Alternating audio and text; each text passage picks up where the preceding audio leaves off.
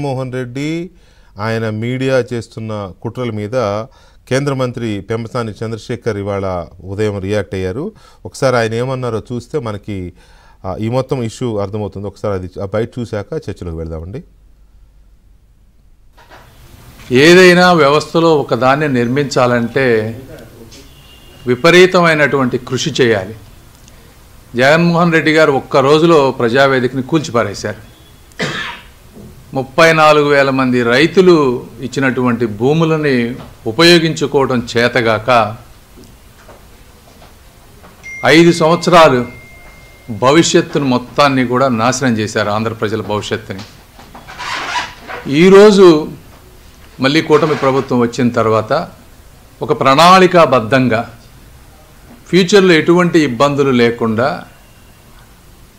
ఏమేమి చేయాలో అవన్నీ చేసుకుంటూ వస్తూ ఉన్నాం. ఈ రోజున అంటే అమరావతి బిల్లు ఆగిపోయిందని అంటే అది ఎట్లా అంటే పాతకాలంలో ఒకప్పుడు రాక్షసులు రాక్షస ఆనందం పొందుతారంటారు.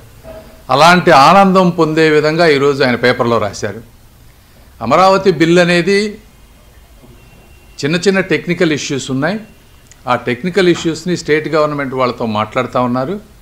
ఎట్టి పరిస్థితుల్లో జగన్మోహన్ రెడ్డి గారు కాదు కదా, వారి మంది మార్బలం ఎంత మంది వచ్చినా కూడా ఈ అమరావతి బిల్లుని ఒక నెల అటు అయితే అవ్వచ్చు, కానీ ఎట్టి పరిస్థితుల్లో దానికి గెజెట్ నోటిఫికేషన్ తీసుకొచ్చే విధంగా ఇక్కడ ఉన్నటువంటి నాయకులు కానీ గౌరవ ముఖ్యమంత్రి గారు అందరూ కృషి చేస్తారు.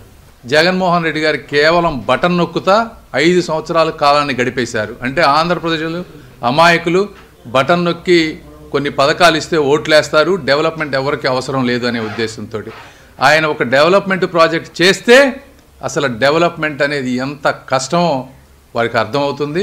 కాబట్టి మరొక్కసారి ఆంధ్రప్రదేశ్ ప్రజలు ఇది గుర్తుపెట్టుకోవాలి. జగన్మోహన్ రెడ్డి గారు కానీ వారి మనుషులు కానీ అమరావతిపై నిరంతరం వరల్డ్ బ్యాంకుకు లెటర్ రాస్తారు డబ్బులు ఇవ్వద్దని, ఈ బిల్లు ఆపమని ఈ విధంగా ఇక్కడ ప్రెషర్ చేస్తారు. ఇవన్నీ చేస్తూ ఉన్నారు. మీరు దయచేసి అర్థం చేసుకోండి. ఇలాంటి వ్యక్తికి మీరు శాశ్వత రాజకీయ సమాధి చేయకపోతే ఆంధ్ర రాష్ట్ర ప్రజల భవిష్యత్తు అగమ్యగోచరంగా ఉంటుందని మీ అందరికీ మరొకసారి తెలియజేసుకుంటూ మీకోసం నిరంతరం ఎంత కష్టపడాలో అంత కష్టపడి అమరావతిని ముందుకు తీసుకువెళ్తామని మీ అందరికీ తెలియజేసుకుంటా ఉన్నాను. రైట్, అది అంటే వీళ్ళు చేసే పనులు ఎంత భయంకరంగా ఉన్నాయి అనే దానికి కేంద్ర మంత్రిగా ఉన్న పెంబసాని చంద్రశేఖర్ గారు ఇవాళ ఆ రకమైన రియాక్షన్ ఇవ్వడం అనేది ఒక ఉదాహరణ.